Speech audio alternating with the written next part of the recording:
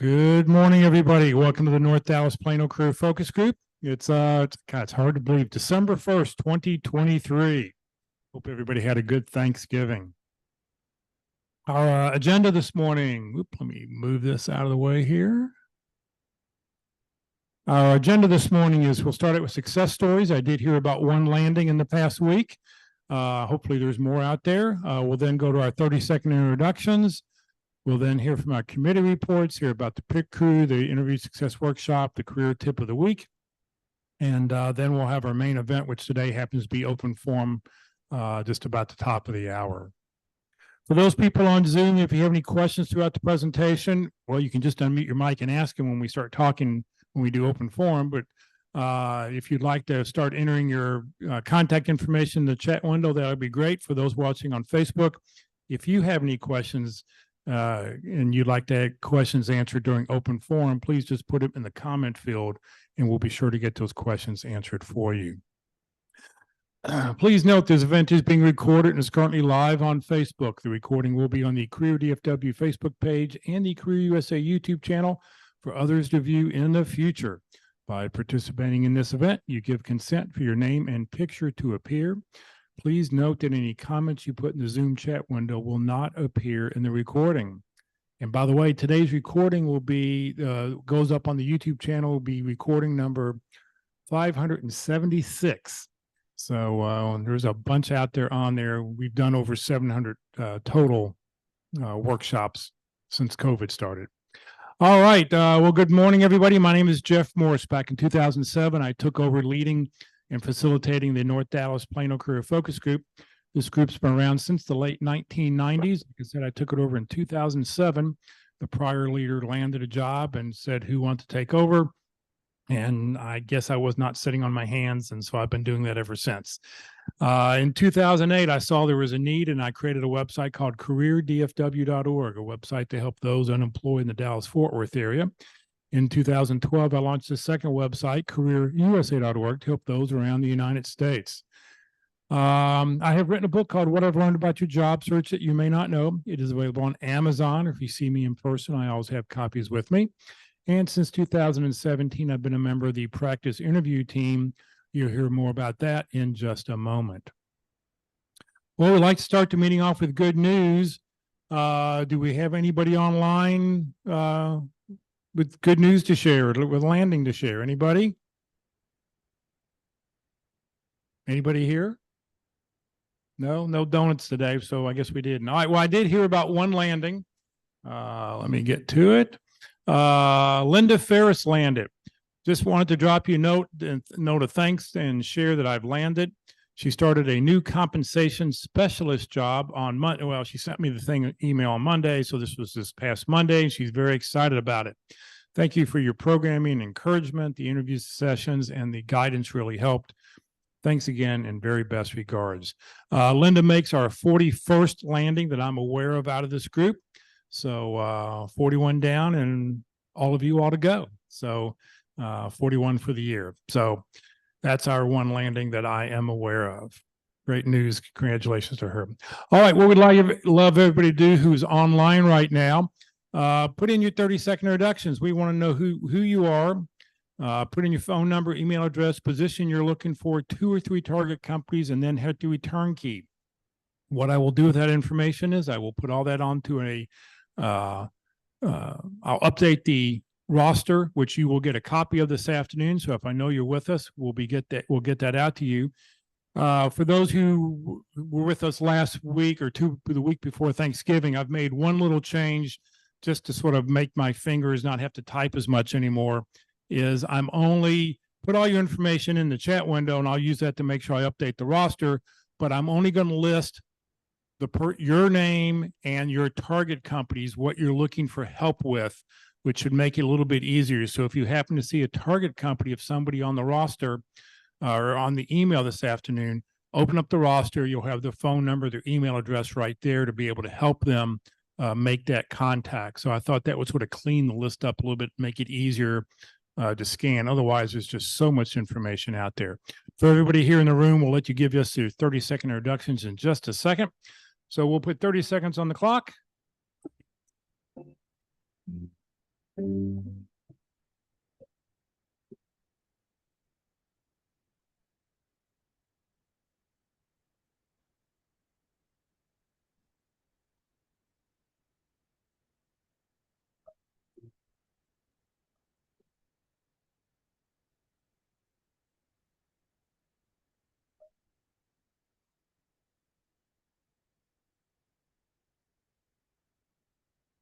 All right. If you're still typing away, please type away because we want to know who's here with us today.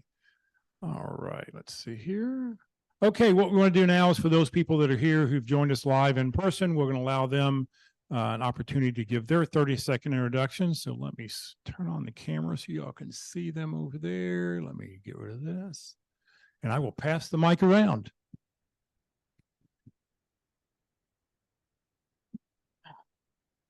Move in here so people can see me. All right. Good morning, everybody. My name is William McLaughlin, currently seeking a data analyst role and help do the research necessary to help companies improve their bottom line.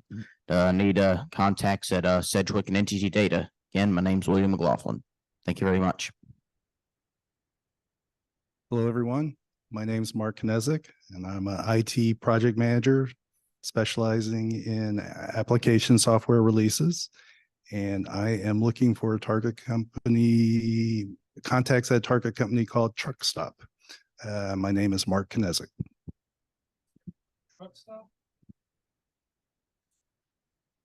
Anyone I haven't heard of? Oh, you haven't heard of Truck Stop? No. I have. Morning, Jim Parker. Happy December. I'm an electrical engineer with great communication skills. I've spent most of my career in technical sales and marketing. I'm looking for either a technical trainer position or a technical sales position. The small to medium-sized company that has more jobs than people, because I like jobs where I wear multiple hats. I'm Jim Parker.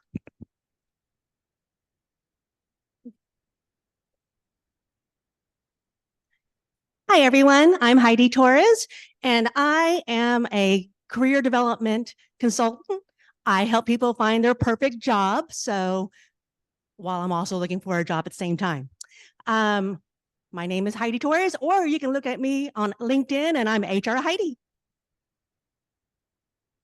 Good morning. Good morning. My name is Jonathan Saunders. I'm a healthcare executive with an operations and finance background.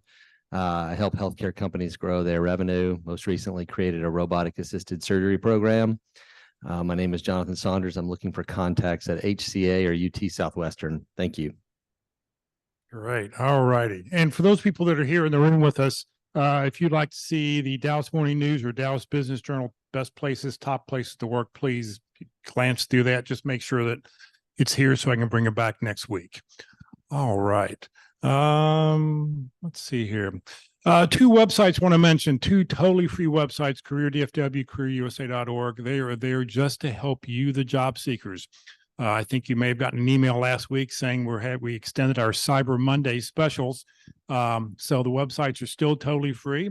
We were offering 80% off for free, but they're still there. They're there to do. If you know somebody who's unemployed, if you know somebody who needs some help in their job search, please let them know about these two websites. One of the things you'll find on the Career DFW website is a bunch of calendars. And on those calendars, there's job fairs in pink, workshops in gold, networking groups that are meeting in person are in blue. The ones that are in purple are all webinars. So no matter where you are around the country, you can find something to do that's going on in the DFW area.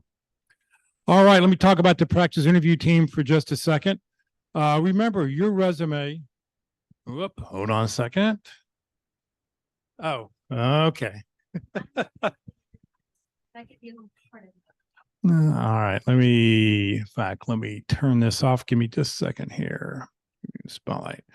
All right, so the practice interview team. The practice interview team meets when you need an interview. One of the things about it is the website, it's a totally free offering. So if you'd like to schedule an interview, it is totally free. It's very unique. There's nobody else in the DFW area who's offering this. Their motto is practice early, practice often. Don't wait until you have an interview, because right now they're running probably a 1 or 2 week lead time right now to get things scheduled. So find that perfect resume find that perfect job description that you'd be interested in, even if you're not going to apply for it. Submit your resume, send those 2 documents to dallaspitcrew@gmail.com and schedule an interview, schedule a practice interview. It's a great experience, and it's about a 35 to 40-minute interview. Then you'll get 15 to 20 minutes of feedback.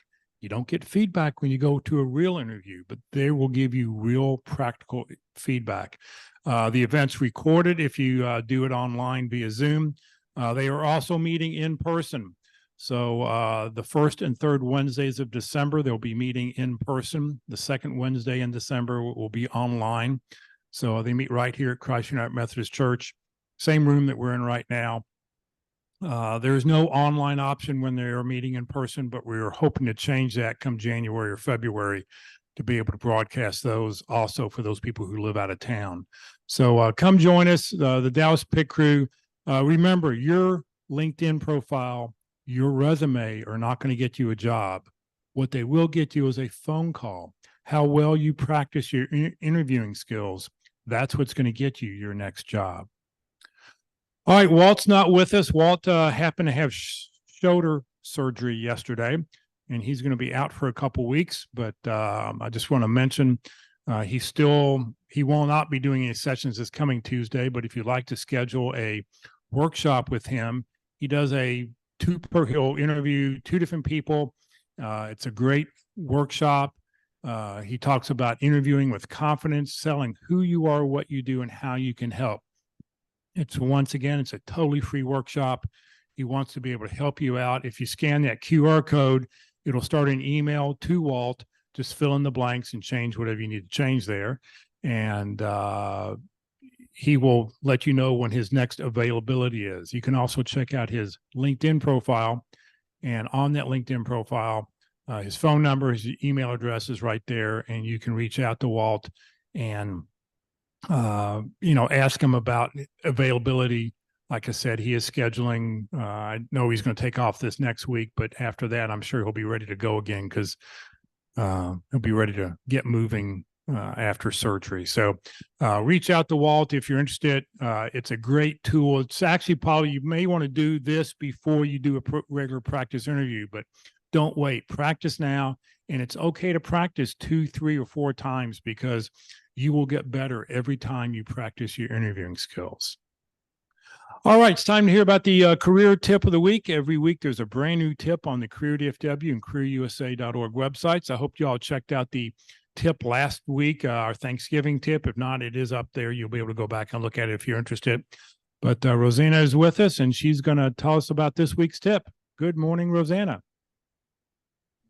Good morning, Jeff. Good morning, everybody. Welcome back from the holiday. Hope y'all enjoyed it as much as I did. It was fantastic. All right, let's see. This week's tip of the week is dated 11/26/2023, and it's how can you tell if a job is right for you? Excuse me.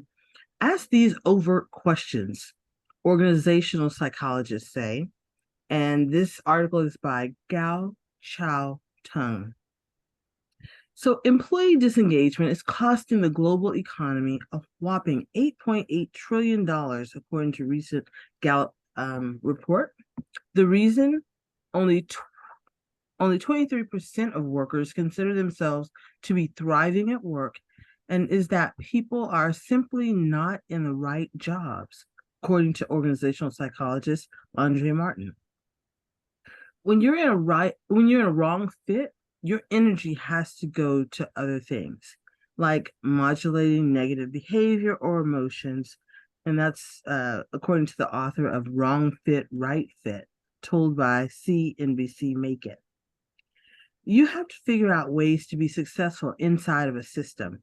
It's not that you don't have the energy to be engaged at work. It's just pointing to other things, which is sad. Ensuring a job is a great fit starts with the interview process. And Martin found that employees often spotted red flags even before they started the job. In every case, When somebody told me about their wrong fit experience, they said, I knew in the interview, I just didn't pay attention to it. What happens is that you're motivated to want the job. And we tend to only pay attention to information that will confirm our choice of joining the company. Confirmation bias plays in. Liking the job hunting process, or sorry, liking liking job hunting to dating. Martin said that it's hard to know if you and your potential employer would make a great pair on the first date. But there are questions you can ask to glean more than just positive first impressions. Interview process aren't set up for us to really get to know each other on a deep level. And you have to be an expert question asker. Your best investigative journalist skills should come out during a job interview. According to Martin, job satisfaction comes when your expectations for the following 3 areas are aligned with what the new job can offer. Those 3 areas are, first, ways of working. For a job to be a good fit, the first thing that needs to be in alignment are expectations of how work gets done daily. That means asking yourself the fundamental question, how do I like to work? Imagine when somebody really gifted at creating beautiful decks of PowerPoint has to use memos in Amazon. It's going to feel like you're writing with your non-dominant hand. He added that it isn't about the values or big aspirational statements. It's about how the company strategizes and collaborates. How do they manage conflict? How do they develop people and socialize ideas? What's their relationship with time? If you can answer those questions, then you're going to know a lot more about what's going on, to feel like you want to work there on a random Tuesday in October, as opposed to what the company is trying to be. One key thing to find out during the interview is the profile of a person who succeeds in that workplace. For example, what qualities do they have, what skills they showcase, and how much time they spend at work. Asking overt questions about how work gets done and succeeds can be a really nice way to gauge where you are. Now, the second area would be profile your ideal leader. Another Gallup survey from 2020 found that 70% of employee engagement in a company is influenced by managers. This is why you need to ensure that you're working for the ideal leader or manager. In his book, Martin encourages job seekers to construct an ideal manager or ideal leader profile that outlines values, leadership style, teaming approach to recognition and development, personality and personal attributes. And then one question could ask your potential manager in an interview would be, what is the most recent place of positive feedback that you received from your team about your managerial style? Great question. You can also ask other interviewers about your hiring manager. Specifically, what is the reputation of the team I would be joining? What makes him or her great? Lastly, my advice would be to spend as much time as possible with the person both during the interview and before your start date. I made it a practice to have a couple conversations with my manager before my start date so I could get more of a feel about who they are, what they value, and how they lead.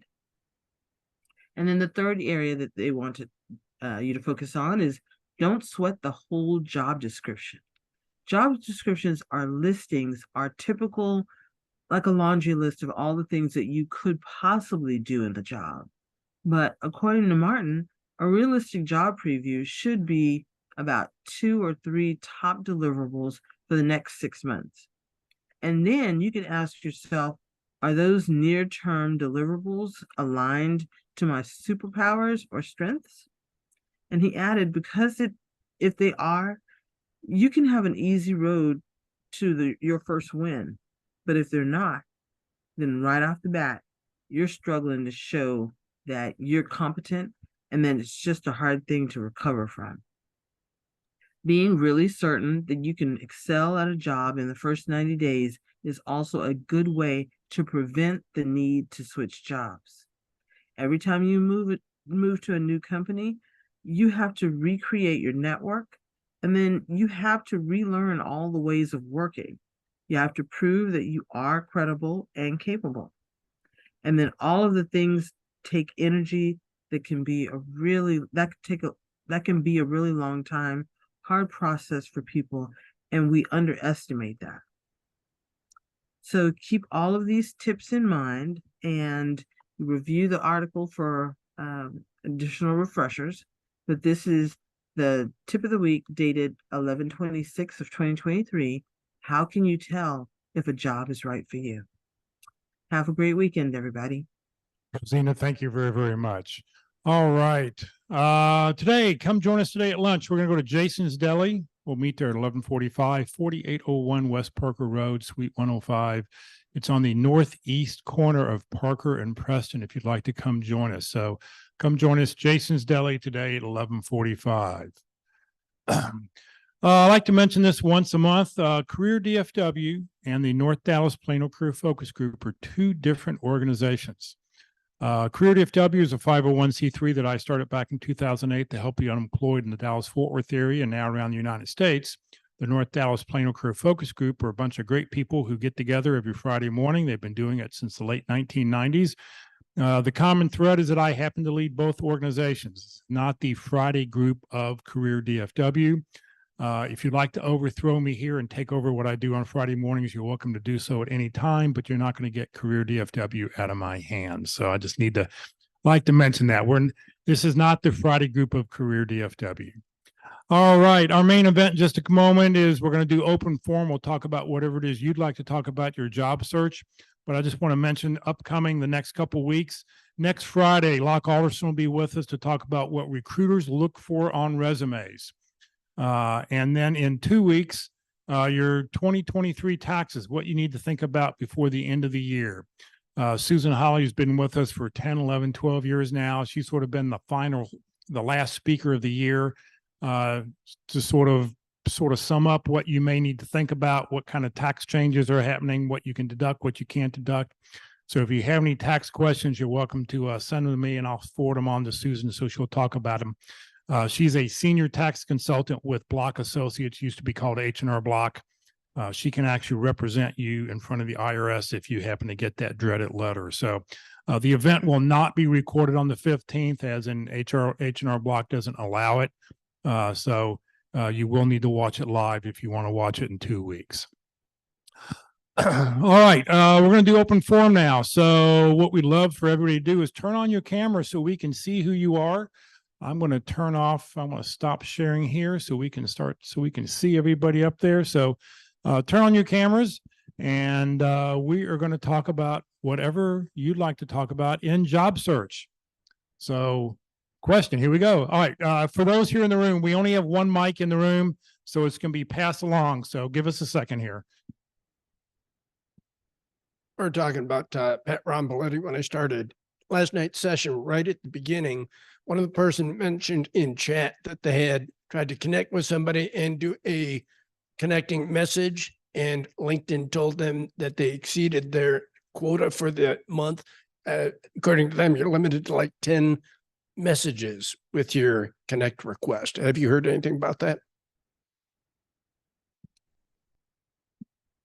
So part of the messaging is there's a couple different things. There's an in-mail, which only has so many credits, depending on your account.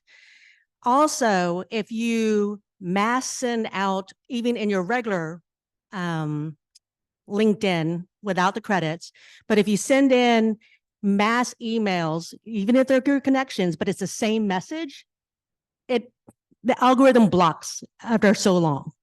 So you might have to tweak your message a little bit for and this can change like every 10, a few words or whatever, but if you're sending out huge blocks of the same exact message, LinkedIn will block it. That's news to me. I hadn't heard that. Anybody else comments out there? Comments, questions, suggestions? Yeah, LinkedIn wants to get you to pay for the premium or business navigator or, the higher version. So that's why they're sort of limiting. At one point during the month of beginning of October, they limited to where you can only have 10 invitations a month, but within a couple of weeks, they rescinded that just because there was such a huge backlash of what was going on. So yeah, LinkedIn's always seeing how Microsoft wants to know how they can make more money with LinkedIn. Yeah. Okay, what else can we answer for somebody?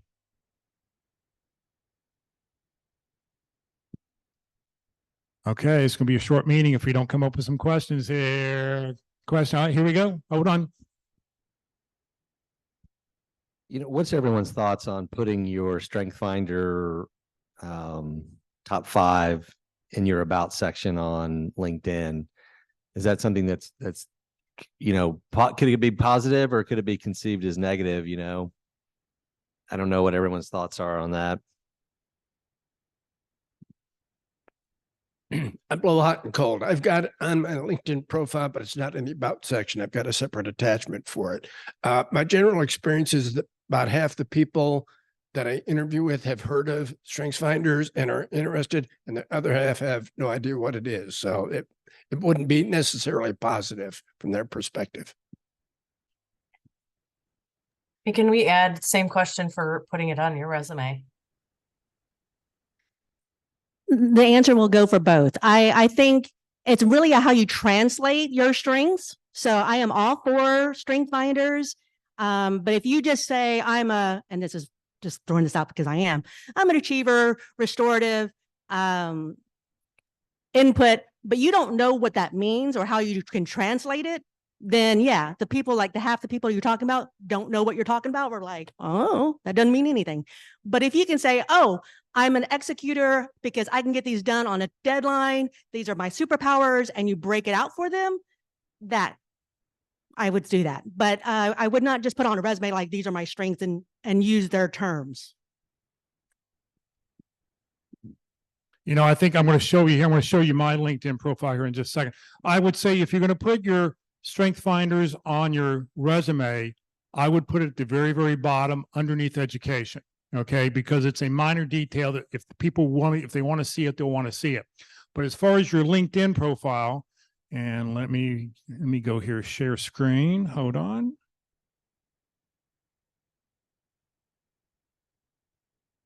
All right, so here we go. All right, so there's my profile. Once again, put your phone number and your email address on there so people make it easy for people to pick up the phone and call you. Recruiters are a little bit like squirrels. They have a very short memory, and it's just like they want to do something right away. They do not want to send an email. But look here. So I have my top 5 strengths listed. I have my top 5 strength finders listed here, but I use these words to explain who I am.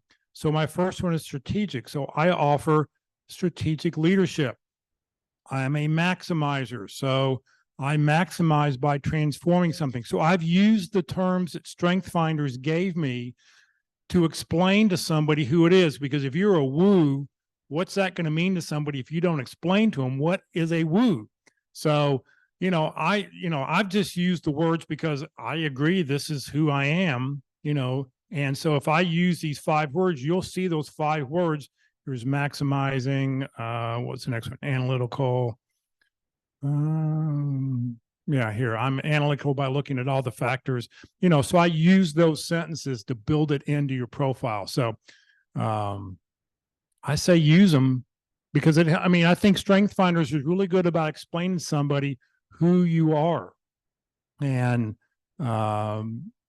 you want to push your strengths because this is what you're really good at, and that's what you can become better at. So just something to do it. There's Scott put something in the chat window, said he heard that it was reinstated and now you can only send 5 connections a month. So Who knows? We'll have to see. I haven't read much about that in the last couple weeks. Anybody else have any comments about, are you putting strength finders in yours? Show of hands. Anybody have strength finders in their LinkedIn profile? No, I don't know what Strength Finders is, but I've been Googling it while the discussion's been going on. It kind of A quick thing about what is Strength Finders. Strength Finders is done by Clifton, which is one of the big interviewing firms. They've interviewed millions and millions of people. Millions of people have taken this test, and they realize that you fall into one of 32 there's 32 categories of strengths, and their whole point is that you're really good at your top 5, your top 10 things. Something that's in your 30, 30, 31, 32. If you really want to work on a skill that you're not really good at, you'll maybe get it into your 20s, maybe in the lower teens, but you're never going to become an excellent in what you're doing. So what they're doing is they're telling you, here's what your best strengths are. These are the things you need to sort of use to promote and tell people, this is what I'm really good at, because you're just naturally good at those things. And what you're naturally good at, you can get better at, because you're already, it's already, if it's something in the, 8 to 10, 15 range, you can move that up into your top 10 category to explain to people, what it is and what you're doing. So I think it's one of those 3 areas. It helps explain, you can use strength finders to help explain who you are to people and what you're good at. okay. Thank you. You're welcome. Any other comments? Keisha, I saw you had your hand up a second ago. Did she disappear? Oh, she was here. Just said on the chat. Oh, okay. Have to drop for another meeting. Okay. All right. Sorry. Bye. I hear another comment here. I'm going to elaborate on what Jeff said. It's been common for decades in an interview for somebody to say, what are your strengths? Let me know what your top strength is. Well, you can say anything you want, and it may be a strength or it may not be. The Clifton test is a somewhat objective evaluation. And when I first heard about this years ago, I thought, I know what my strengths are, but I was surprised what my top 5 are. And their definition of the top 5 helps me explain my resume to people, because I have a very eclectic resume. But if you understand what my strengths are, it makes perfect sense why my resume looks that way. And it's actually very organic. But if you don't look at it through the lens of what my strengths are, it doesn't make any sense to you. In fact, you know what? I think I'm just going to sit back over here. Instead of running back and forth, I'll just sit out here. Okay, this will work. All right, what else can we answer for somebody? Questions?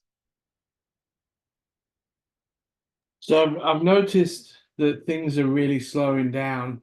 It's a month today since I was laid off, and I had kind of a flurry of activity at the beginning, and it seems to be slowing down. I'm trying to rationalize whether that's because the holiday season is here or whether I need to change my strategy. Comments, suggestions out there? Anybody? We have comments here. All right, hold on. Here we go. Well, I just have a follow-up question. I'm just trying to get the average number of jobs people are applying for every week, just to get a good baseline to see if I'm in the average or not, doing too much or not doing enough. I'm averaging 8 to 10. What are other people doing? Nothing? You're not doing any? Nobody's doing nobody's filling out any applications? Okay. 0. Well, I mean, 8 to 10, but I'm observing that if you get 1 or 2 responses, that's about it. I mean, literally, I start my day at 4 a.m. researching what's come up overnight or from yesterday, and work through till late in the afternoon. So that's why I end up generating the count that I do. But it's definitely slowing down. I mean, I'm noticing that, when I look at LinkedIn, I do the searches, there's a lot less jobs being posted at the moment. Well, and I think that was proven. I think they said, Indeed or somebody said that job openings are down 2.2 million jobs from, it was well over 10 million at one point. So, down in the 7 million range right now. But I think you need to remember this. Applying for a job online is a real waste of time between the hours of 9 and 5. Between 9 and 5, you need to be calling people. You need to be reaching out. You need to be networking. 75 to 80% of jobs are found through networking. Yes, it's very, very true that maybe things have slowed down a little bit, but if you're the right person for the position, if somebody has a pain point and you're the right person to fill that job, you're going to get hired. I mean, we had a hiring this week, somebody who got hired. So, I think that maybe now's the time to spend a little bit more time reaching out to your contacts, wishing them, hope you had a good Thanksgiving, just checking in. What are you doing for the holidays? Here's a great time to reach back out to everybody, make those contacts, and you never know who will know somebody who goes, well, we may have an opening. Listen, companies either have to fill a job right now this year, because if they don't fill it, they lose the slot, or they're starting to look for people for next year. They've been talking for the last several years about us possibly being into a recession mode, but it just keeps getting delayed. It keeps getting delayed. It keeps getting delayed. So, I think it's just the right time. Now is not the time to slow down. I think now you got to keep your foot on the gas, just because the next couple of weeks, last week may have been slow, people taking off for Thanksgiving, but they're back in the office for the next couple of weeks.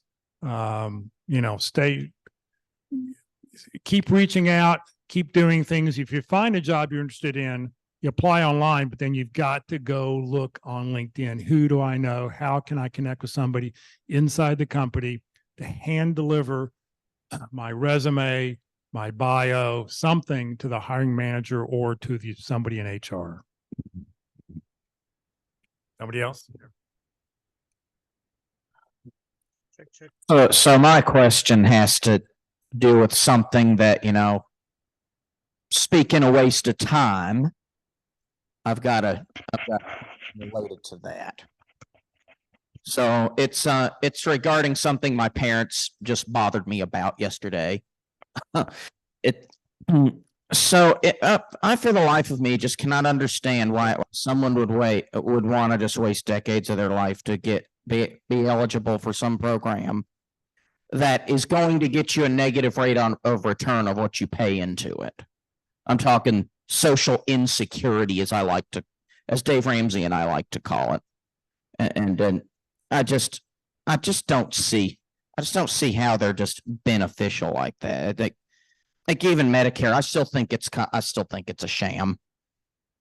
My question is why is that just important? Why is this important? Why are my parents just being so, or just, why do you think they're bothering me so much about this? And because people in my generation, we're more of we'd like to retire. We're kind of more the retire early, more generation, and same with Gen Z. So, and just sometimes you may not be eligible for things like that. So how would you be able to jump to, not having to rely on programs like that you see as a shame? Job search. Yeah. That's a financial question. Yeah. Okay. Yeah, I think we need to that's financial. That's a Dave Ramsey thing. Let you worry about that. Not about job search. Okay, here's a question.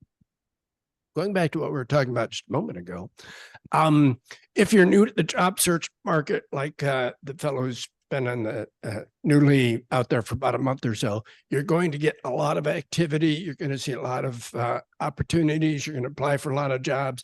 But when you've been either out there for quite some time or in and out, like me, unfortunately, all of the low-hanging fruit has been plucked and beat to death. So I may only apply to 2 to 3 jobs a week. But that's because I've already beat on hundreds of other doors, and I've been either got no response or I've gotten the Dear John letters. But as you go on, the activity is going to go down a little bit, but it is a seasonal slump. A lot of companies do back off this time. They don't stop, so you need to keep applying, but you're going to see some slowdown. And that also goes back to the earlier comment about LinkedIn with the connect requests. If you're new to LinkedIn, you're going to have lots of opportunities to make connects. So being limited to 5 a month is a problem. People like several of us in this room, 5 a week really, or 5 a month isn't necessarily a problem because I'm looking for more quality connections. But if you're 1 to 200 connections on your LinkedIn, you're going to be severely limited, especially with these types of programs where you may have the opportunity to connect with 20, 30 people in one sitting. Yeah, I'll do some research about that this weekend. Thank you. I know. I was writing notes. I was writing notes and everything. But anyways, so I just kind of want to throw this out there, and I don't know if it's just seems like common sense or what. But right now, obviously, there's a lot of volunteer opportunities. So inside your own industry and your own field, there's a lot of professional organizations that you could be a part of. And if you are a part of them, fantastic. They're probably doing something very volunteer with Salvation Army or Goodwill or whatever. They're probably doing something like that. I encourage you to volunteer with your professional organization so you can connect with your peers and superiors in the roles or whatnot, because the leaders of those organizations tend to be high-ranking people in your field. So that is my just kind of suggestion out there. I am purposely a part of multiple organizations that are for my field. And trust me, I will be out there next week whenever they have signed up. And I have signed up for all their roundtables and all their volunteers with Salvation Army.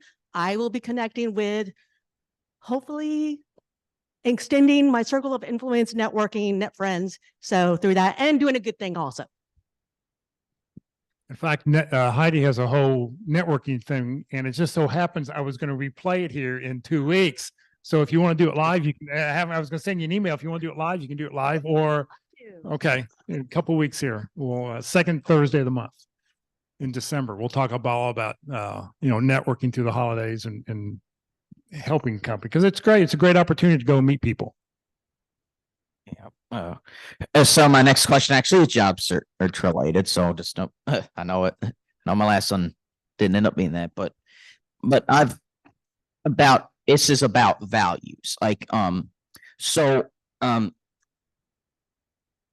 regarding values, I've been told that sometimes there's a certain group of people saying you should just basically ignore them. I'm not going to say who these people are, but that you should just really, that you shouldn't focus so much on being values driven. And I think many people in my generation and Gen Z are that. And so what is like your best strategy for finding companies that align with your values?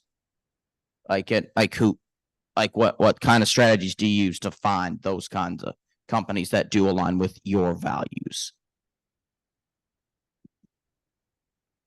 It's like Heidi mentioned with the charity, find out what charities and organizations they support, because if they support it, that's part of their value, whether it's stated specifically or not. And you just need to look for that sort of thing. They may not say it, but you can find it if you look. And I really toss out, I'm so sorry.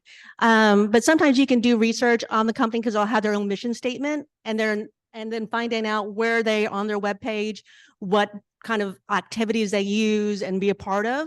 But this is a great way, if you've researched who works at that company, to maybe get like an informational interview and confirm that this is something really great. So be like, I'm really interested in XYZ company that you're working at, and I saw research on website or whatever that y'all did this activities. How does that really play into values? And it kind of leads into a natural question that hopefully they'll positively answer. But I mean, that would be a great way to do that. Yeah, I tend to do a lot when I'm focusing on a company, I tend to do a lot of research into things like, yeah, and it's available out there, things like safety record.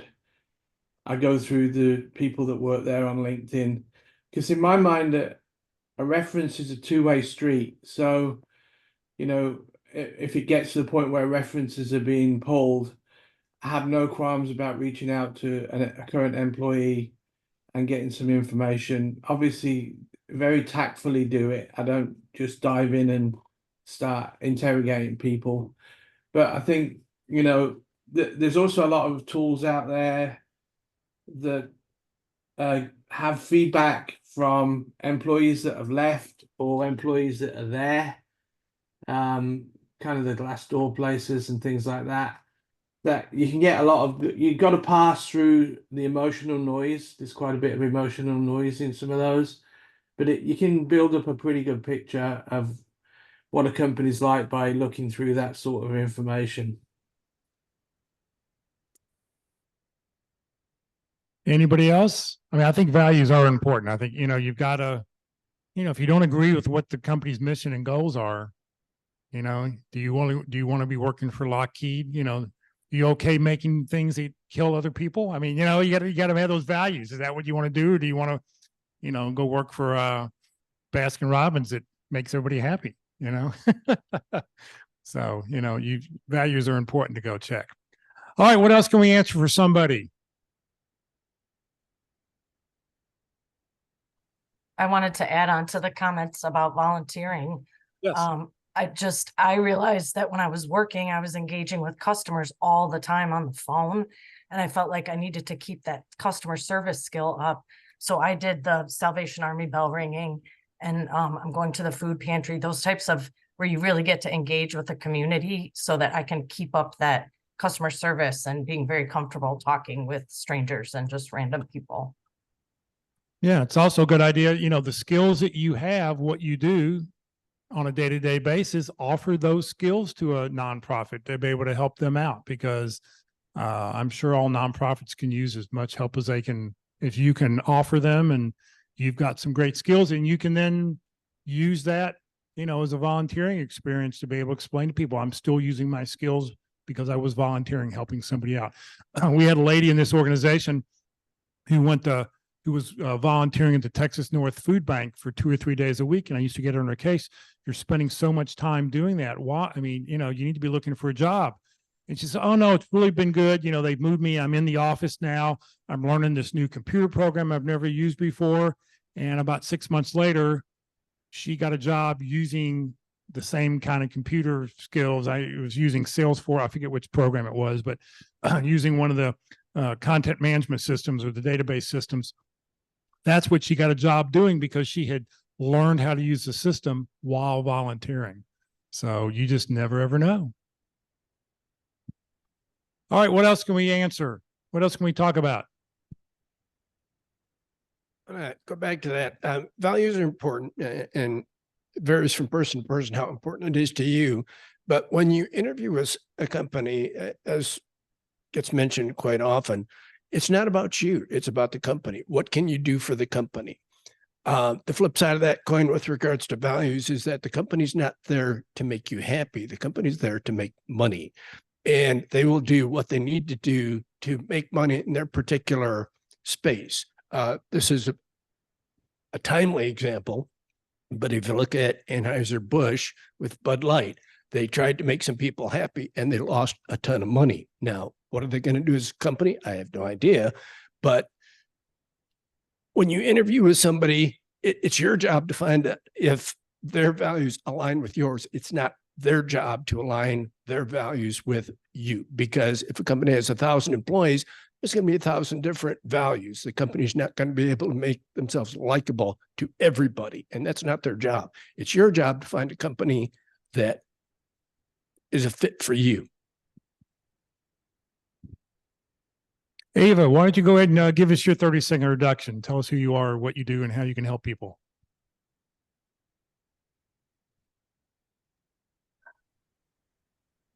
Well, I've not worked on this. My name is Ava Danner. I really don't have one. I apologize. Yeah, well, just tell us, tell us what you're looking for. What do you do and what kind of job are you looking for? Well, I used to work with nonprofits. I'm really not sure. As a what? Okay. All right. Well, that's something I think you really, it's sort of important. You need to be able to, come up with, this is, we sort of want to know who you are, what you do, what you want to do, what you want to do when you grow up. If you have 2 or 3 target companies, list that and then end again with your name just so we can help. Jeff, you want to do yours? So give us your 30-second introduction. You have to unmute your mic though. We're not lip reading. There you go. Yeah, got it now. Thank you. I'm Jeff Aubert. I'm a customer-facing technical sales engineer. I work with companies on their products, dealing with their customers and in both a pre and post-sales situations in a technical and in a sales manner.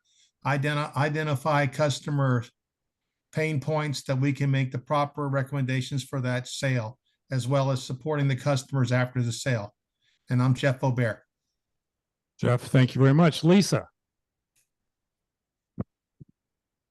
Good morning, everybody. I'm Lisa Crawford, a writer with skills in copywriting and technical writing. I turn complex ideas and information into relatable content. I am working on finding some new target companies in particularly the education space. I did manage to get an interview with one of my target companies I've been targeting for a while and hoping to hear back about interview number 2 soon. So I'm Lisa Crawford. Thank you very much. Mark. Yeah, my name's Mark Bamford. My industry that I come from is the window industry, every aspect from extrusion, pultrusion, right through to window fabrication. I'm looking for a company that I can make successful. I have a ton of technical knowledge built over 35 years on everything from coatings to formulations. My target companies right now are Pella, which is a window company. Also MI, work for one of their companies they just bought for 13 years. So I'm working on that side right now. That's my 30 seconds. Mark, thank you very much. How about Drew? Hello, Drew. Haven't seen you for a while. Well, hello, Jeff. I'm Drew Puckett. I'm a channel partner program manager with a passion for data and reporting. I'll help manage channel programs, uncover insights, and when necessary, build reports. I'm Drew Puckett. Thank you very much. Kevin. Hello, how are you? Oh, you couldn't hear me. I wasn't sure my microphone was working. Software quality assurance engineer, manager, team lead. Looking for new opportunity. If it has to be on site, needs to be in the Rochester, New York area. Yes, I'm on opposite end of the country from you, from a lot of you down in DFW. Looking for remote positions as well. I'm right now building my company list and starting really pushing into more networking with people in technology companies. So if I'm looking for connections with people in technology companies, so I can start, build up that network a little bit. Kevin, thank you. I tell you what, I moved here to Dallas from Rochester, New York. I left there. There was snow on the ground, got here, it was in the 80s. So, if you're tired of the snow, I don't think it snowed there yet, but I know it was close all around you, I think. Oh no, I'm pretty good here, Rochester. I'm good. So I'm a northerner through and through. So that's where I'm going to stay. Yeah, I missed it. I need to come up and visit again. Michael, tell us who you are. Oh, we can't hear you. Can't hear me? Oh, here we go. Now we can hear you.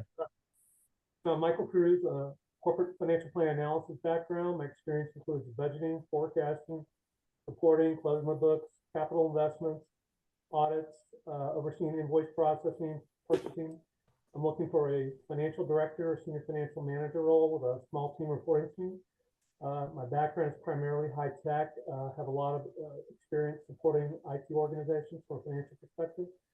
I live in Frisco, so I'm targeting companies, Plano, North Dallas, Frisco, Louisville area. Equinix is one of my targets. We've got a big office up here in Frisco. I'm still developing my overall corporate target list, but again, financial planning and analysis background with large companies. My name is Michael Cruz. Michael, thank you very much. Rosanna. Good morning again, everybody. Well, I am Rosina Gallman, and I'm a senior talent acquisition consultant. I am seeking a role either continuing in recruiting or making a transition into higher education, into the career management centers at different colleges and universities, whether that be online or local in person. So, and I'm also a volunteer with a variety of different job networking groups, first and foremost, Career DFW, as well as St. Andrew's United Methodist Church. And so I'm here as a volunteer to be able to also help job seekers realign how you're looking for work, specific to what you're looking for. And so I know that was just kind of my intro, but if I could also add a couple of things when y'all are talking about adding on additional target companies or seeking different other companies of any sort, what I would first ask is, have you Googled your job title? Because if you open your Google and go into a job search and put in your job title, and it could be, I don't know, data analyst jobs in Dallas or data analyst jobs, you're going to see on the left-hand side a variety of data analyst jobs, right? And it's going to be all over the place, but you're also going to see different titles. Other companies may call them something different. Search each one of those job titles, because that's going to bring you, it's going to open up your thought process to other job titles that this job could be called, other companies that maybe you hadn't even thought about looking at as a target company. It just kind of, like I said, it broadens the horizon a little bit. Also, we were talking about networking. Oh, let me back up one more thing. In the job ad, when you're looking at a job ad, look at who the position reports to. One of the strategies that I found when I was looking at a position in higher education, I found in the job ad, it says, this position will report to Associate Dean of. Well, what did I do? Google is my best friend as a recruiter. And so I put Associate Dean of Career Management Center, comma, and then the university name. What was the first result that came up? The name of the person who's the Associate Dean of, just basically exactly what I put in. The name of the person, his phone number to the Career Management Center office, his LinkedIn directly to him, the email directly to him at the university. And I was like, okay, well, this is perfect information. So if you see a job ad that says who it reports to, and it might not be as easy in corporate America as it is on the higher education side, that's still a way that you can try and hone in who the person is that you need to look for to then try and connect directly to them. Because at least that'll give you some ways of using your 5 to 10 connections, but at least finding the right person who could possibly be the hiring manager for this role. And then one of the last things I wanted to mention is, as Heidi was mentioning, volunteering. Yes, I totally agree with volunteering when you're out there mixing and mingling with other people, but network. I mean, we say this across all of DFW, across all of all other job seeker groups. Like, I'm also a volunteer for St. Andrew's United Methodist Church. Look at, for Career DFW, and if you're part of the St. Andrew's United Methodist Church call on Monday afternoons at 2:00, there's a landing list. Look at that landing list. Well, there are companies next to the names of the people who landed. you now have an opportunity to reach out to that person, connect, and then they're already in a company. So, I mean, look at how you're using your resources. We have so many resources, but are we using them correctly or to our advantage? That would be one of the other things. Is that's another way of networking. You're networking to the people who've landed, who may have a job in the company that they are working for, and they will fully understand how you feel and what you're going through in the job search process because of the fact that they just came out of it. So hopefully these tips will help. I'm more than happy to share others, but I just wanted to at least throw that out there. All right, again, Rosina Gallman. Thank you very, very much. Scott, would like to introduce yourself? Scott from New Jersey. All right, maybe not. Okay, Pamela, are you there? Going once, going twice? No? All right, John, you're up. Good morning, all. John Gorman from rainy Chicago. And I just want to say thank you to Rosina for those tips. That's really good stuff I haven't thought about. So thank you, Rosina. And my background's in corporate finance and risk management. And I enjoy helping companies identify process improvements and mitigate risk. And so I'm searching for finance, risk management roles. And I'm John Gorman. Thanks. Thank you very much. Steve, you want to tell us what it's like to be in retirement? What it's like to be in retirement. Oh, that's exciting. It's sort of like working, but not really.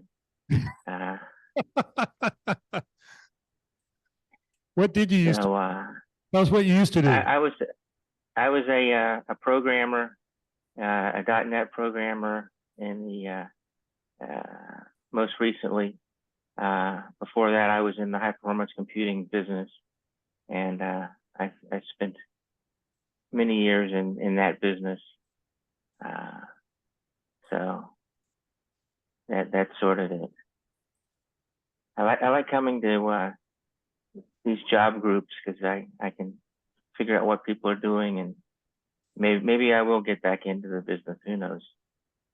And he's also a lifelong Boy Scout, helping Oh, yes. Scout troops and stuff. Yeah, really, really good.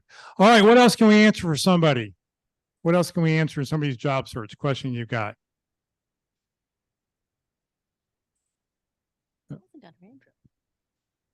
Do you want to introduce who you are? Oh, we have somebody who just came in. Good morning, everyone. My name is Doris Togo. I was in law enforcement from correctional to the police officer, but because of the shift, long hours, 10 hours, 12 hours, I have to resign because I have to take care of my children. I have a 6-year-old. So I transited to cybersecurity. And after getting my certification, that's where I came to realize that networking and also my resume was not fixed. You helped me. I have to attend one of your sessions where you completely changed my resume and also my LinkedIn. So right now I'm just looking for any opportunity to start even a remote or Dallas job. So that's why I'm here. Thank you so much. Thank you. What's your name again? Doris Togo. My primary language is French. You know, make sure you put that on your resume and stuff that you're bilingual, because that is very, very important. All right, what else can we answer for something? It's something I've just sort of noticed. A lot of you don't have target companies, okay? Let me just say this. A target company is not Frisco, North Dallas, downtown Dallas, Garland. That is not a target company, because when I hear that, I just move on to the next thing. A target company is the name of a real company, okay? So when you're giving the 30-second reductions, which I think it's really, really important, or when people ask, you know, tell me about yourself, you always want to have 2 or 3 target companies ready to go. Where do you find those target companies? There's lots of places. If you don't have a public library card, get a Dallas, if you live in the city of Dallas or Frisco, wherever you're at, get a public library card and go to your online, you can go to the reference librarian at the library, have them show you this, but there's a program out there called Reference Solutions. It used to be called Reference USA. If not Reference Solutions, there's another program called A to Z. And it is a database of millions of companies around the United States using SIC codes or whatever the new thing is, something SIC code. And what you can do is you can go find companies, and these databases, you can go by zip code, you can go by how big the company is. There are 50 or 60 different search parameters you can put in. But at the beginning, you just want to find out what is your SIC code, that if I'm a program manager with consumer packaging, go find out what that what that SIC code is, plug that back into the program. And then what will happen is companies that have that position will show up on the database. And that then gives you target companies. So for any networking event you go to, you always want to have 2 or 3, and I say 3 maximum because I can't remember 4 things. I'll remember 2, maybe 3. And I'll remember your face. I'm not going to remember your name probably because that's just how my brain's wired. But if you can give me a couple target companies, that's what's going to be the most effective way for networking. So if you plugged in, hopefully, when we ask you for your 30-second introductions, and for those here in the room, when you fill out the slip of paper, you put on there a couple target companies. List 2 or 3 target companies, have that list. If you don't have one, spend Monday or spend this weekend, if you got a couple hours, go researching how to do that. Reference Solutions is a great program. If you need to, there's a video. If you go to I'll show you a little bit later when we close up here. If you go to the Career USA YouTube channel, go to the North Dallas Plano Focus Group speakers, you can search back for a Reference Solutions talk, and there'll be a 1-hour presentation on how to use it and what you can do. And it is amazing what all is on there. So target companies are very, very important because that's how we can all help each other. That's how we can, when we're networking, that's how we can help people. Okay, what else can we answer for somebody? Hey, Jeff. Yes. It seems like more and more, I'm getting interviews and I'm talking to people and getting actually good feedback from the interviewees and everything else, but everybody seems to be taking a long time to make decisions. I don't know if it's financial issues or things. I've noticed I've had at least one company, something happens in their situation, they're putting hiring on hold, and they're going to come back to me, quote unquote, if the situation changes. And recently I had one that had a group interview with a company, Altium, that I'm looking at, and everybody likes me.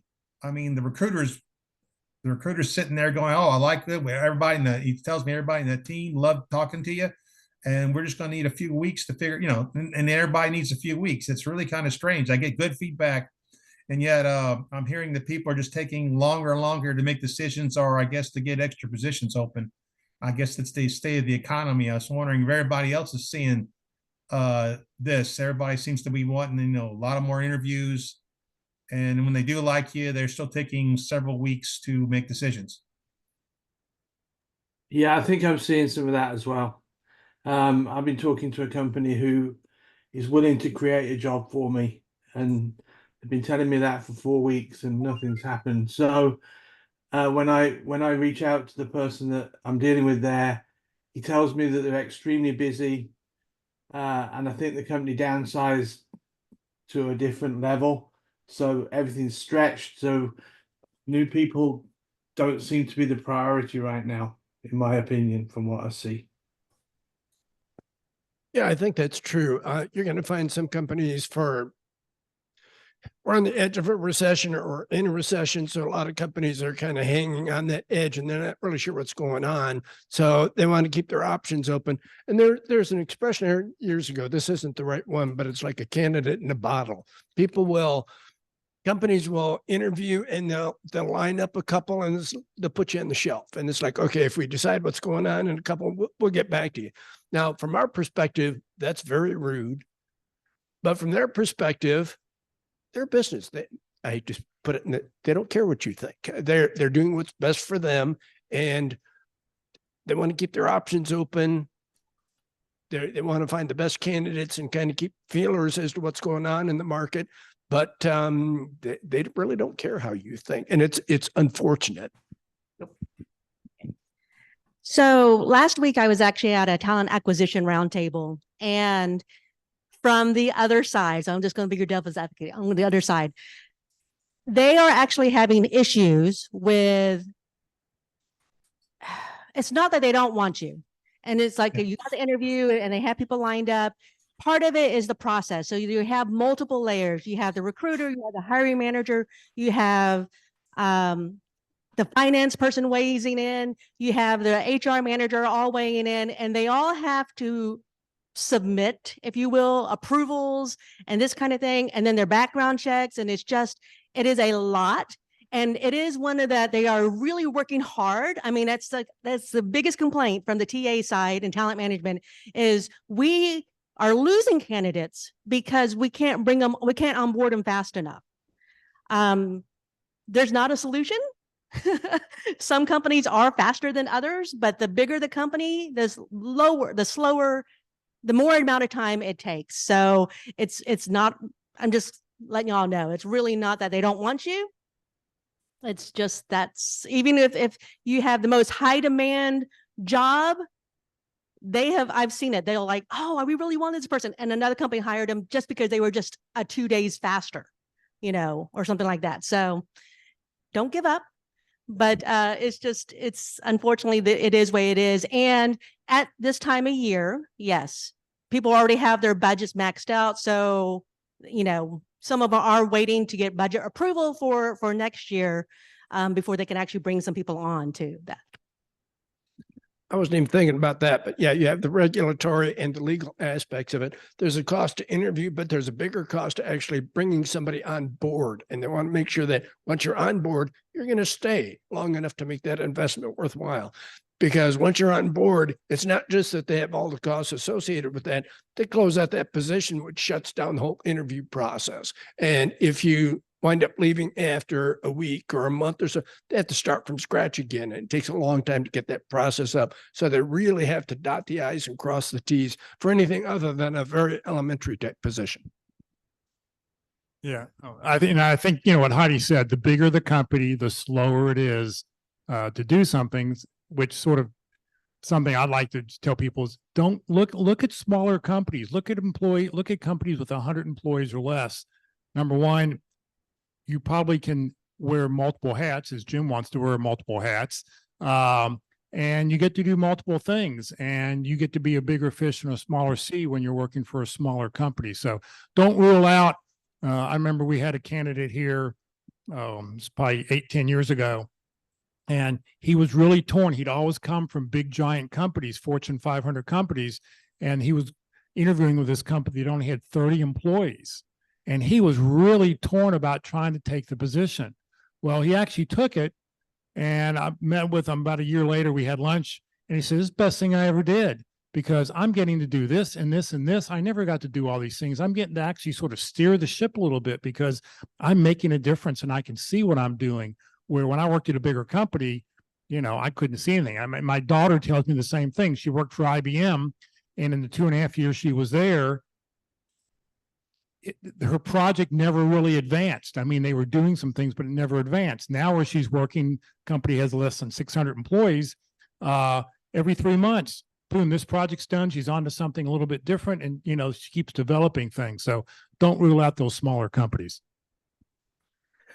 My next question is regarding employment gaps. I've noticed that that when people have like multiple employment gaps or just have a very big one, they seem to get treated like they've been to prison. Right? And why is it that they decide to treat people like that and assume the worst rather than just, rather than just thinking along a different line and just, not it's kind of sickening to me that people are that seem to always assume the worst about people that have like either big employment gaps or even multiple employment gaps. I think that point is you've got to be, if you can solve a company's problem, I don't think they'll care what you've done in the past. They don't care about your thing. Now, yeah, they're going to ask, you're there 3 months, you're there 6 months, you're there 3 months. Well, it was a contract and I didn't list it on my resume as contracting. And so really that was like one whole segment of my life. So, I think you have to be careful on how you present yourself. But if you have the talents that somebody needs to solve their problem and you focus on that I'm here to solve your problem, I'm here to fix what you need done, they're going to hire you. And that's the whole goal. Okay. How long you've been out, I don't think won't make it different. It will with some people, and there's nothing you can do. Some people don't like redheads. Some people don't like blondes. It's whatever it is. If they have a bias, they have a bias, and off you go. So you can't win there. But if you have the talents that somebody needs to solve their problems and you focus on that and you stay focused on that, do that. I do want to get back though about, jobs and, you feel like the job search process is taking a long time. Just keep in touch.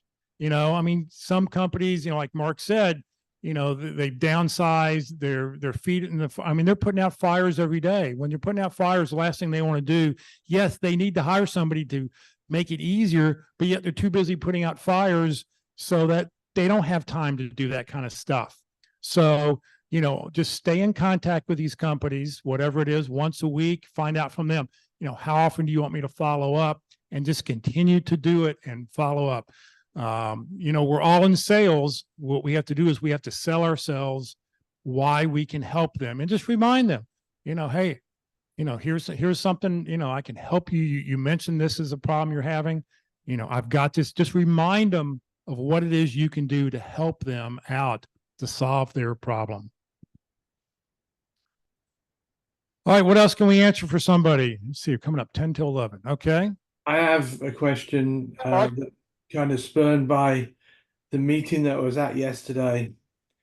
And the guy that was on there was talking about a resume. And he made the comment that if you send the resume, it closes the door. And I think he was referring to just unsolicited emails out to employers with a resume attached. What's the group's opinion on Easy Apply? Is that the same or is that different? You're talking about Easy Apply on LinkedIn, correct? Yeah. Is that the same as closing the door by sending out a letter with a resume in, or it's really gone around in my mind for the last 24 hours. It sort of does close the door. That's why we keep talking about networking and actually talking to people.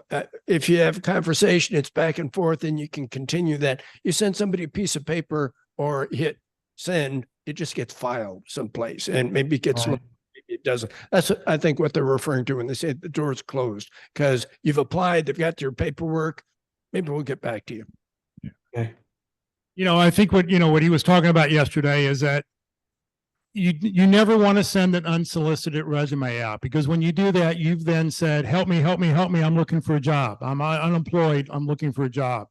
If you're going to send a document out, I think you should send a one-page bio out that explains to somebody who you are, what you can do at a high level. I know there's a person I'm familiar with, and she tells me she never sends a resume out until she's had a phone conversation with the person, so she knows what they're looking for and that I can send them a resume that's customized to what they're looking for. Now, they're all going to see your basic resume on LinkedIn, because they're going to see, here's what you've done. If you've if you've taken a lot of what's on your master resume and turned it into your LinkedIn profile. So they're going to have that information. But, to me, you've got to always send a customized resume out. when you're just blindly sending a resume out to somebody, especially on a networking, if there's no job description, you can't send a resume because you really don't know what they're looking for. It's as simple as you could send a resume. I always use a customer service representative, but they're looking for a customer relationship specialist. There's a good chance they're not going to, they're looking for customer relationship specialists because that's what their HR person is looking for. If you don't have the job titles matching, and it's such a simple thing, you're not going to make that match. You're not going to have that keyword match. So, don't send a resume until they absolutely say, I got to have one. Okay.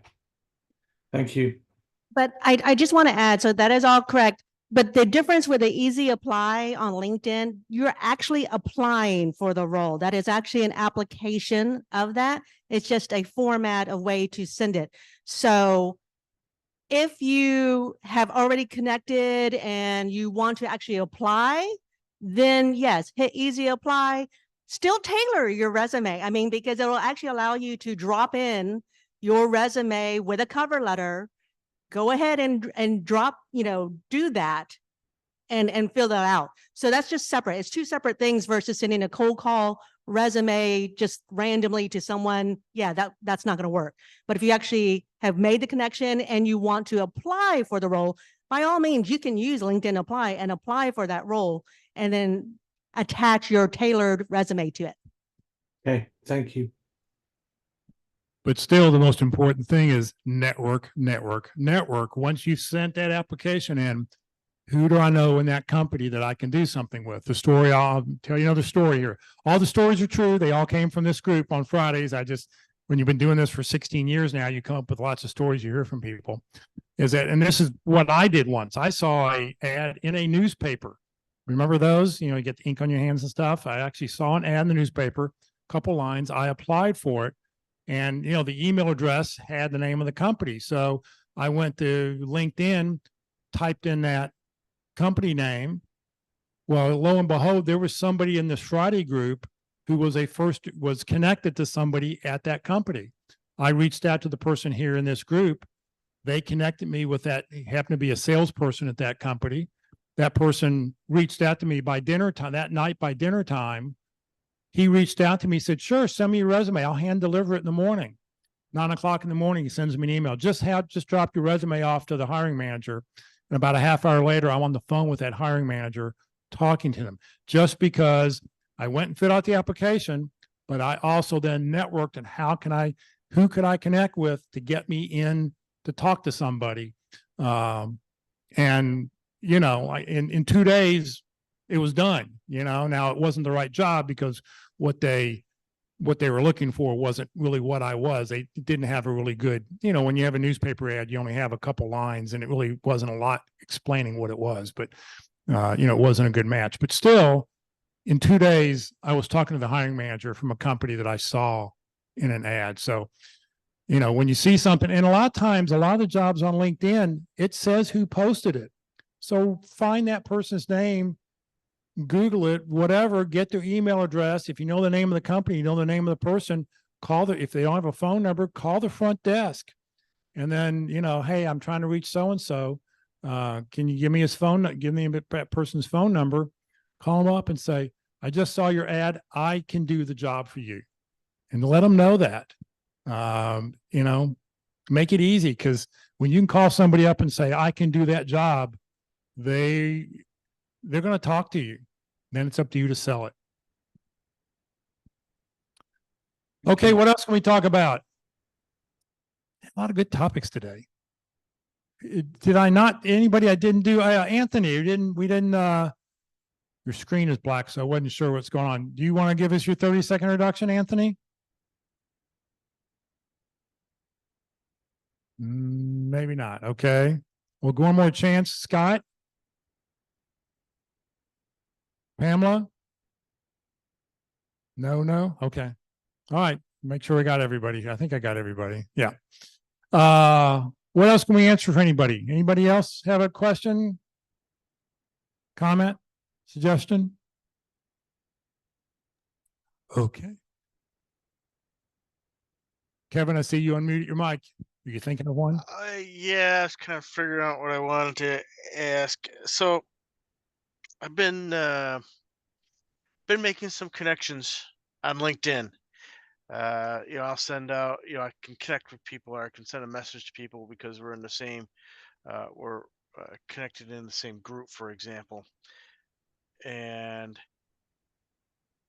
I've been fairly successful in reaching out and requesting a connection, saying, "Hey, we're connected via such and such." But then following up with trying to uh, kind of that network conversation, and I've been just playing with the wording of, "Hey, let's talk on a phone," or something like that. So I don't know if anybody have some tips along those lines. What tips on what to say or what to talk about? Yeah, well, yeah, kind of on what to say. Because obviously I'm looking for a job, but not everybody is, and a lot of times their first response is, "I don't have a job." Uh, so what I'm looking for is information on the company, the culture, and if they know anybody that's working for a technology company, either locally or maybe a remote connection or something like that. Just been working on trying to to make that conversation via text or something a little bit better. Any comments, suggestions here? Let me show you something on a document that may help you out. Let's see here. Let me share screen again. Give me a second. Share screen. If you go to the careerusa.org website, which here it is right here, and you go to resources, come down here to video and handouts. When you click on that, scroll down. All the handouts from our sessions we do every week are right here. Come down here to networking, and there's 2 documents on here. This informational interview handout by Dennis O'Hagan is a 4 or 5 page document. The first page is what is informational interviewing. The second page is how do you make that initial phone call? Here are 4 different ways to reach out and make that phone call. The third page is what happens when they say no. And the 4th and 5th pages are questions that you can ask and talk to them about. So there's a document you can use we'll have a lot of questions and things that you can, use to talk about. The other document, this prayer letter document, this is a great way to reach out to people who you've had conversations with and you just sort of want to keep them up to date. It's something you send out every 3 weeks or every 4 weeks. You send it out blind copy so nobody knows who else is on it.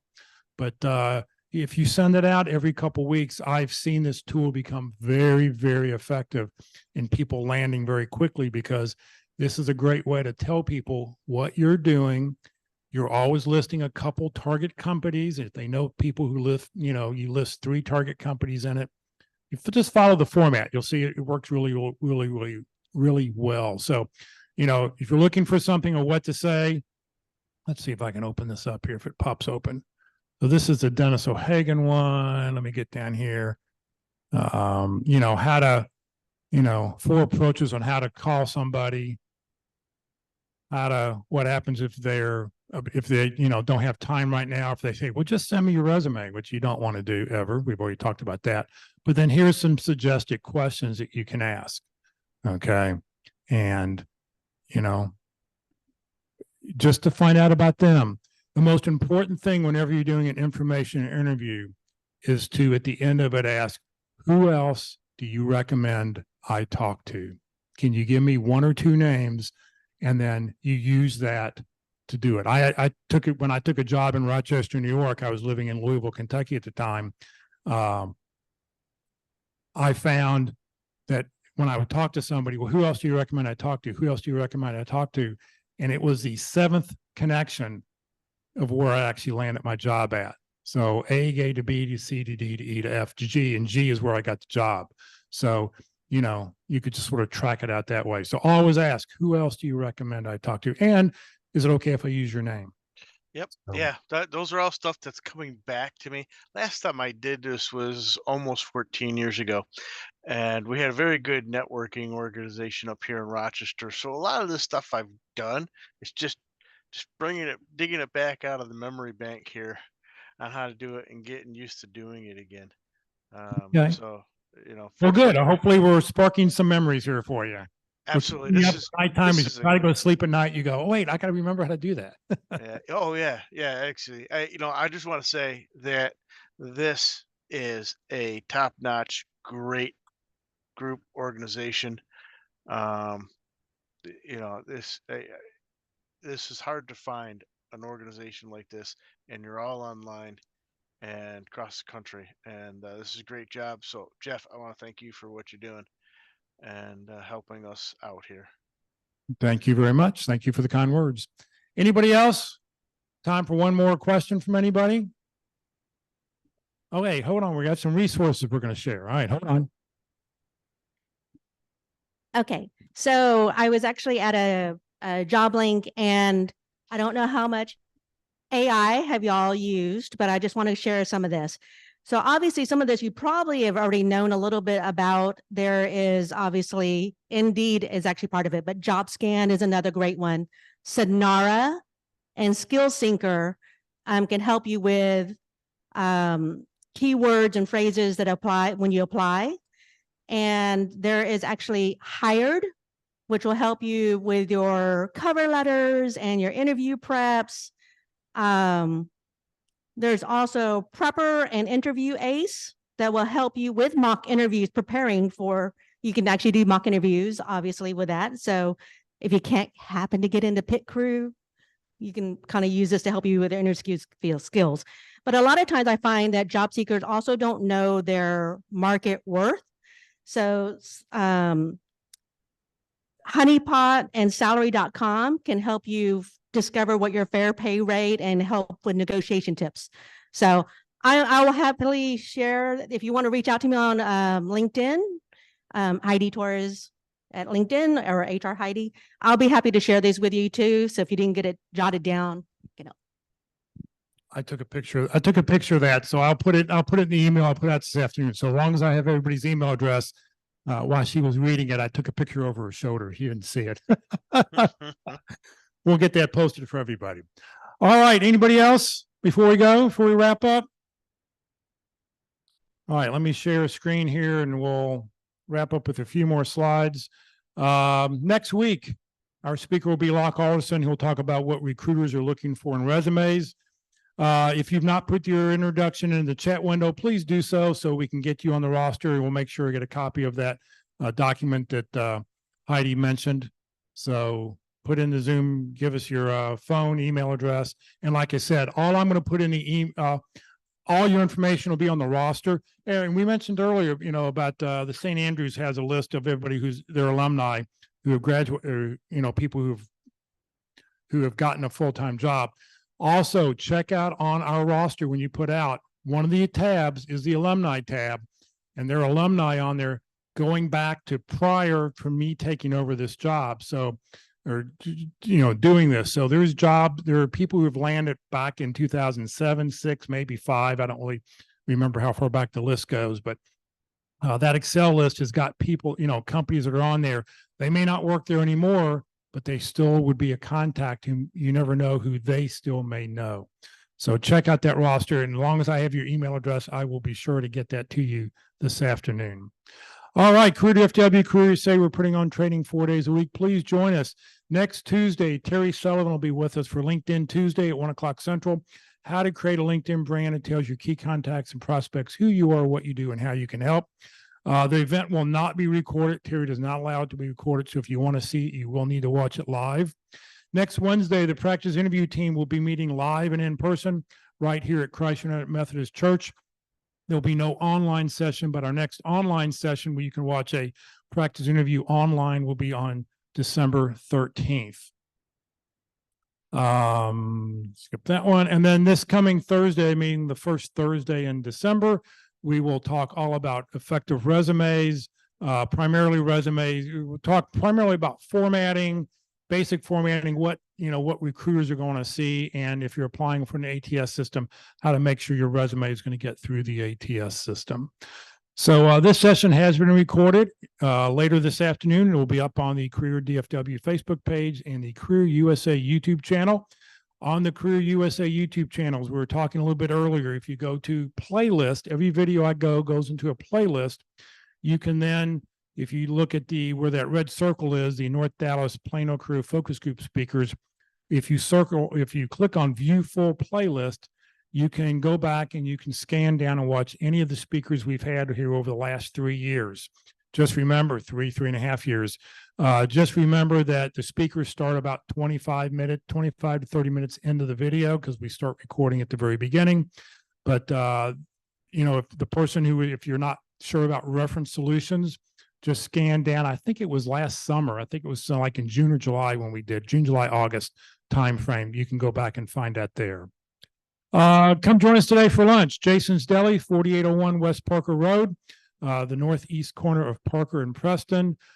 Great salad bar, sandwiches, soup, and of course, ice cream with good chocolate sauce on top. So come join us for that. We'll be there today at 11:45. So thank you for joining us, everybody.